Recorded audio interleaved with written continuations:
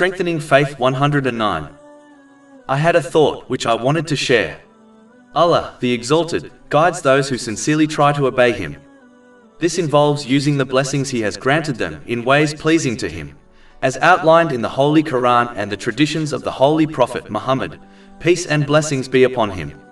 But those who persistently disobey Him are left to wander blindly in misguidance. Therefore, it is vital for Muslims to sincerely obey Allah, the Exalted, as persistent disobedience leads to corruption of the spiritual heart and one's actions. This is similar to a person who is warned by a judge not to behave in an unlawful way. But after the person persists on this behavior, the judge gives the order for them to be locked up in prison. Therefore Allah, the Exalted, has not wronged them, they have only wronged themselves.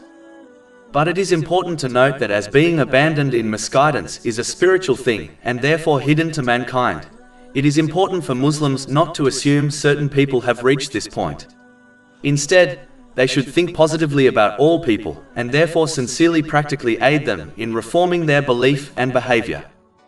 Allah, the Exalted, has created human beings with the best possible capabilities. He gave them knowledge and power to differentiate between good and evil, and even placed in them an innate inclination to like what is good and to dislike and avoid what is evil. This has been indicated in a narration found in Jami' at-Tirmidhi, number 2389.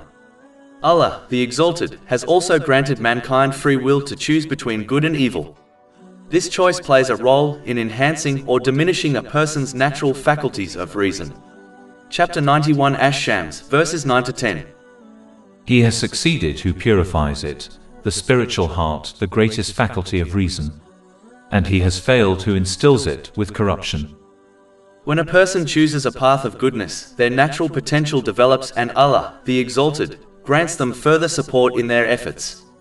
Chapter 29 Al-Ankabut, verse 69. And those who strive for us, we will surely guide them to our ways. But if one follows their evil desires and chooses the evil path, gradually their spiritual hearts will become engrossed with darkness, and no good will remain therein. This has been indicated in a narration found in Jami' at-Tirmidhi, number 3334. If a person fails to repent, then the main verse under discussion comes into effect. This person becomes so engrossed in evil that they find joy in their evil mentality and actions. They absolutely hate anything good. Over 400 free ebooks, audiobooks, infographics, podcasts and blogs available on our website, www.shakepod.com.